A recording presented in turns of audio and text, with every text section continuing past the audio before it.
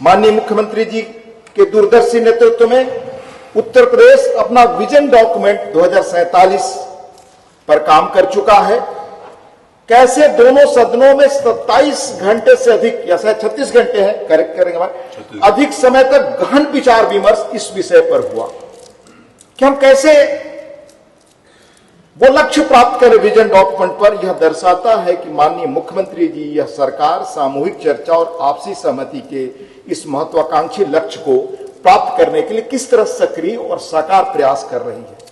भारत आदरणीय प्रधानमंत्री जी के 2047 तक विकसित भारत के विजन को साकार करने के लिए बार बार वो कहते हैं कि सभी सरकारों को पहल करनी पड़ेगी, तब संभव है। राज्य सरकारों को हमें साथ आना होगा। हर राज्य सरकार इसमें अपने ढंग से काम कर रही है, पर उत्तर प्रदेश ने अपने कैसे स्पष्ट भावी रूपरेखा तैयार की है और माननीय मुख्यमंत्री जी के कुशल नेतृत्व में उत्तर प्रदेश इस दिशा में कैसे योगदान दे रहा है। मैं 2-3 चीज जो आंकड़े देखा, 2017 से 25 के बीच प्लान्ड और टारगेटेड एफर्ट से 6 करोड़ लोग यहां गरीबी रेखा से ऊपर आए। सरकार का लक्ष्य 2030 तक राज्य को 1 ट्रिलियन इकोनॉमी बनाने, अगले 5 साल में ग्रोथ रेट 20% करने, 2047 तक 6 ट्रिलियन बनाने का है। इसके अलावा स्टेट का देश के जीडीपी में शेयर 9.5% से बढ़ाकर 16% करने का है। आप कल्पना करें उस रास्ते पर तेजी से बढ़े तो भारत की आर्थिक ताकत क्या होगी और भारत किस रूप में विकसित नजर आएगा। इस तरह माननीय मुख्यमंत्री जी का विजन विकसित भारत, विकसित उत्तर प्रदेश, आत्मनिर्भर भारत, आत्मनिर्भर उत्तर प्रदेश का है। पिछले 8 वर्षों में राज्य में मेडिकल कॉलेजों की संख्या दोगुनी हुई। राष्ट्रीय सकल घरेलू उत्पाद यानी जीडीपी में उत्तर प्रदेश का योगदान 8 से बढ़कर लगभग 9.5% हुआ। पिछले वर्ष दुनिया के एक मशहूर अर्थशास्त्री से, जिन्होंने भारत के राज्यों के विकास पर बहुत चर्चित किताब लिखी, वो अमेरिका में है, भारत मूल के हैं। हमारी निजी चर्चा हो रही थी इसलिए मैं उनका नाम का उल्लेख नहीं कर रहा।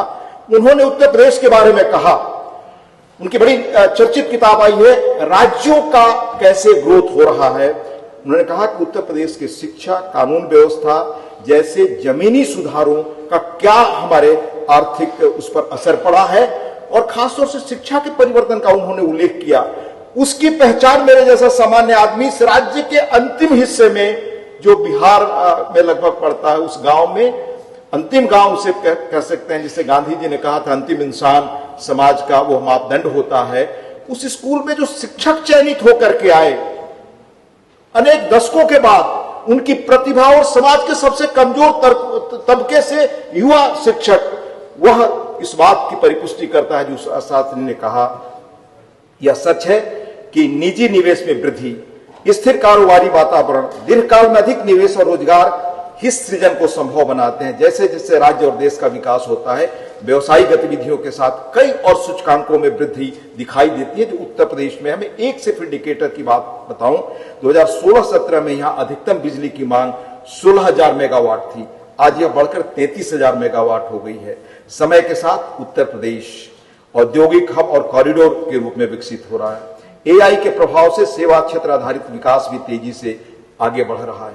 माननीय सदस्यों, हम चाहे विधानमंडल में हो या सरकार में, हमारा मकसद और उद्देश्य एक ही है, आपस में विचार विमर्श, नीति और फ्यूचर विजन के माध्यम से देश के विकास में योगदान देना।